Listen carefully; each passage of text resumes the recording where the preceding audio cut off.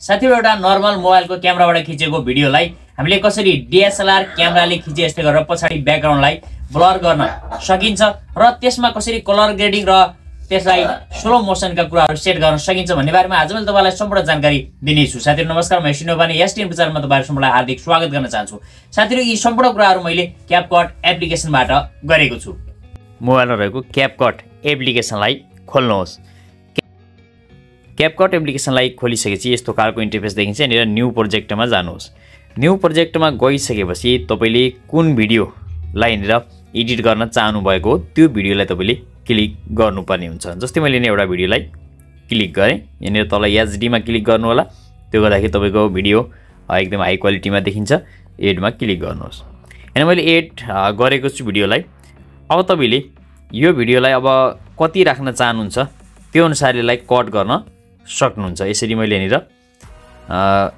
Back scene यसरी रहेको छ, मैले जुन राख्न चाहे त्यो राख्न सक्छु। मैले यहाँनिर अगाडि आइरहेको पनि राख्न सक्छु। यसरी मैले यो राख्ने छु। एकछिन मैले यसलाई पछाडीको भागलाई कट गरिदिन्छु र यसरी अगाडि आइरहेको यो पार्टलाई राख्न चाहन्छु। यसरी जस्तै यहाँसम्म राख्न चाहन्छु भने यहाँसम्म राख्न चाहन्छु। यसलाई पछाडीको भागलाई पनि मैले कट गरिदिएँ। अब त्यसपछि तल माथि यहाँनिर यो साइडमा जो रहेको छ इन्ड भनेर यसलाई पनि डिलिट गरिदिनुस्। अब हाम्रो शुद्ध यो भिडियो यहाँनिर रहेको छ। यसको आवाज जो रहेको छ आवाजलाई म्युट गरिदिनु होला। यदि आवाज राख्नु भएको छ भने राख्नु पनि सक्नुहुन्छ। यहाँनिर मैले आवाज राखेको छैन। यसरी आएको छ। अब यसमा यी कलर ग्रेडिङहरु तपाईले गर्न सक्नुहुन्छ, जसका लागि यहाँनिर मैले क्लिक गरे। क्लिक गर्दाबित्तिकै तपाईले अलिकति साइडमा जानु भने फिल्टर भन्ने प्राप्त गर्नुहुनेछ। फिल्टर जानु भने तपाईले यसको लागि चाहिँ डाटा वा वाइफाई लाई अन गरेको हुनुपर्छ। अब मैले अहिले फिल्टरमा जाँदाबित्तिकै हैन विभिन्न तपाईले फिल्टरहरु देख्नुहुनेछ। हैन धेरै फिल्टर राखिएका छन्। साइडमा एडजस्ट भन्ने अप्सन पनि रहेको छ, हेर्नु होला। एडजस्टमा धेरै कुराहरु तपाईले देख्न सक्नुहुन्छ। र साइडमा भिडियो क्वालिटीमा रिमुभ फ्लिकर्स भन्ने छ र एउटा रिड्युस इमेज नोइज छ। यसले गर्दा के हुन्छ भने तपाईको भिडियोमा अझै शार्पनेस आउँछ, अझै चिल्लो भिडियो बन्छ, जसले गर्दाखेरि हेर्नका लागि पनि एकदमै राम्रो देखिने गर्छ। केही समय यसले लगाउने गर्छ। यहाँनिर लोड हुनका लागि यहाँनिर केही समय लगाइरहेको छ। त्यसैले नोइज रिडक्सन गर्नका लागि पनि तपाईले यहाँबाट स्ट्रङ अथवा विक कुनै एउटा ठाउँमा राख्न सक्नुहुन्छ। यसरी मिलाउनु होला। त्यसपछि डाउनमा क्लिक गर्नुस्। अब यहाँनिर तपाईले एडजस्ट भन्ने एउटा अप्सन पाउनुहुन्छ। एडजस्टबाट धेरै कुराहरु मिलाउन सक्नुहुन्छ। अब एडजस्टमा जानुहोस् र यहाँनिर तपाईले के गर्नुस् भने पहिला यसको चाहिँ ब्राइटनेस कति छ, ब्राइटनेसलाई थोरै तपाईले 5 6 सम्म 7 सम्म पनि राख्दा बेटर हुन्छ। कन्ट्रास्ट हेर्नु होला। कन्ट्रास्टलाई कति गर्दाखेरि बेटर देखिन्छ हेर्नु होला। एकदमै धमिलो राम्रो देखिदैन भने यसलाई पनि 4 5 सम्म राखिदिनु होला। यति गरिसकेपछि साइडमा यहाँनिर तपाईले सेचुरेसन देख्नुहुनेछ। सेचुरेसनलाई अलिकति यसले चाहिँ कलरलाई हाइलाइट गर्छ। यसरी हेर्नु होला। कलर हाइलाइट देखिन्छ। थोरै यसलाई पनि लगभग तपाईले आफ्नो आवश्यकता अनुसार 15 16 तिर राख्दा बेटर देखिन्छ। त्यसपछि तपाईले अलिकति साइडमा यहाँनिर एक्सपोजमा जानु होला। एक्सपोजले अझै कुनै ठाउँमा चाहिँ डार्कनेस आइरहेको छ भने त्यो डार्कनेसले हटाउने छ। यसलाई घटाउँदाखेरि माथिको स्काई एकदमै क्लियर देखिन्छ। तपाईले देख्न सक्नुहुन्छ। स्काईलाई क्लियर देखाउन चाहनुहुन्छ यसरी राख्नु होला। भने अलिकति व्हाइट गर्न पनि सक्नुहुन्छ। मैले थोरै यसलाई चाहिँ माइनसमा लगेको छु 9 10 अथवा 8 9 तिर। त्यस साइडमा यहाँनिर गए म शार्पनेसलाई त्यति चलाउनु पर्दैन तपाईहरुले। यहाँनिर HSL भन्ने रहेको छ। अब यसमा जानु होला। यसमा बित्तिकै तपाईले यहाँनिर कलर ब्यालेन्स गर्न सक्नुहुन्छ। यो सेचुरेसन र लुमिनेन्सलाई यहाँनिर गर्न सक्नुहुन्छ। विभिन्न कलर दिएको छ। जस्तै यहाँनिर पहिलो कलरमा मैले राखेको छु। अब यो कलरलाई तपाईले बढाउने हो कि घटाउने हो यहाँनिर हेर्नु होला। यसको सेचुरेसनलाई के गर्ने हो हेर्नु होला। मेरो जुन टी-शर्ट लगाएको छु रातो, त्यो टी-शर्टमा एकदमै चमक आउने र जाने गरिरहेछ। यसलाई पनि 8 10 12 सम्म राख्न सक्नुहुन्छ। त्यसपछि लुमिनेन्सलाई पनि 10 सम्म राखिदिनु होला। दोस्रो कलरमा जानुस् यहाँनिरबाट। त्यसै सेम तरिकाले तपाईले हेर्नु गर्नु होला। ब्लू माथिको ब्लू कलरलाई यदि म्यानेज गर्न चाहनुहुन्छ भने ब्लू कलरले यसलाई चाहिँ यसरी सेट गर्न सक्नुहुन्छ। हेर्नु होला। स्काईको कलरलाई हामीले म्याच गरेर राखेका छौं। स्काई कलर धेरै पनि त्यति राम्रो देखिदैन। तपाईले ठिक्क मिल्दो किसिमले यो कलर ब्यालेन्सलाई मिलाउनु पर्ने हुन्छ। यति मिलाइसकेपछि यसलाई ब्याक गर्नुस् एकचोटी। अनि अब अलिकति यता जानुस्। यहाँनिर अन्य त्यति तपाईले गर्नुपर्ने केही पनि छैन। ओकेमा क्लिक गर्नुस्। अब हाम्रो यहाँनिर यसरी हामीले के सामान्य खालको कलर ग्रेडिङ यहाँनिर गरेका छौं। अब यहाँनिर क्लिक गर्नुहोस्। क्लिक गरेपछि पुनः हामी इफेक्टमा नै जानेछौँ।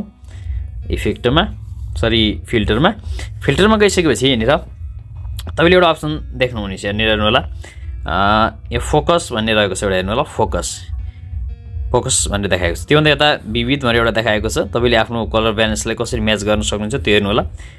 फोकस भनेर देखाएको छ। फोकसमा राखेर म यहाँनिर प्ले गर्छु एकछिन।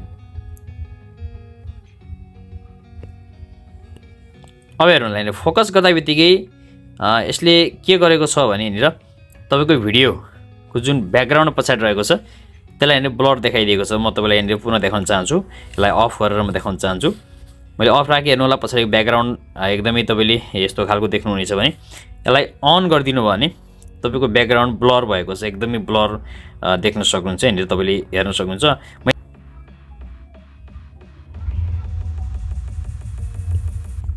अब तपाईँले यसलाई स्लो मोसन गराइदिनु भयो भने जस्तै अलिकति टाढाको भागलाई मैले यहाँनिर काटिदिन्छु र यसलाई स्लो मोसनमा राख्छु।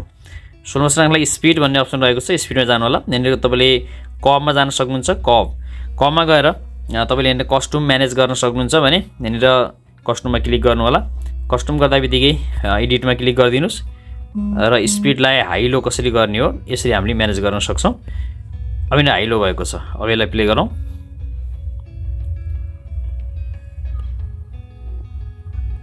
हाम्रो छोटो भिडियो हुनाले यस्तो आएको। अब हामीले सम्पूर्ण लो पनि गर्न सक्छौँ एकदमै। अब यहाँ प्ले गर्छु।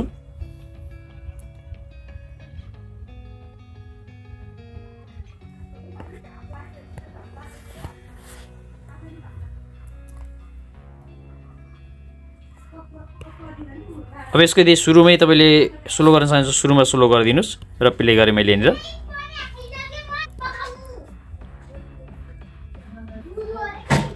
हाम्रो पछाडिको ब्याकग्राउन्ड एकदमै ब्लर भएको छ भने हाम्रो अगाडि जुन देखिरहेको छ हाम्रो क्वालिटी, कलर ब्यालेन्स सम्पूर्ण कुराहरू एकदमै फिट एन्ड फाइन हेरेर तपाईँले देख्न सक्नुहुन्छ सहज रूपमा। तपाईँले एउटा अप्सन प्राप्त गर्नुहुनेछ अडियो भन्ने। अडियोमा जानु होला, साउन्डमा जानु होला र आफ्नो फाइलमा रहेका साउन्डहरूलाई फ्रम यहाँनिर डिभाइस गरिदिनुहोस् र यहाँबाट शैलीसँग कुनै पनि लगाइराख्न सक्नुहुन्छ। एउटा मैले एउटा राखेर देखाउने छु। अब यो म्युजिकलाई मैले अगाडि लगेँ। अब प्ले गर्छु।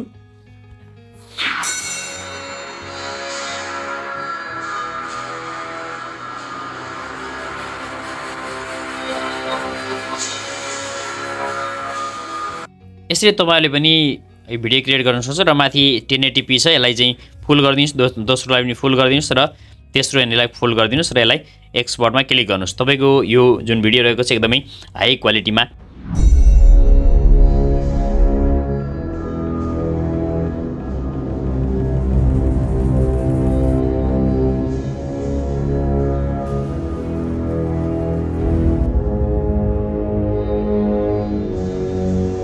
साथीहरु तपाईले पनि यसरी नै शैलीसँग भिडियोलाई कलर ग्रेडिङ गर्न र त्यसको ब्याकग्राउन्डलाई ब्लर गर्न सक्नुहुन्छ। साथीहरु तपाईको नर्मल क्यापकटबाट यदि भइरहेको छैन, प्ले स्टोरबाट इन्स्टल गरेको क्यापकटबाट भइरहेको छैन, तपाईले गुगल क्रोम ब्राउजरमा गएर त्यहाँ गएर क्यापकट प्रो लाई यहाँनिर मोड भर्जनलाई डाउनलोड गरेर पनि त्यसलाई युज गर्न सक्नुहुन्छ, जसमा तपाईले निशुल्क रूपमा सम्पूर्ण फिचरहरू प्राप्त गर्न सक्नुहुन्छ। हस् त आगामी नयाँ भिडियोमा पुनः भेट्नु हुनेछ। धन्यवाद।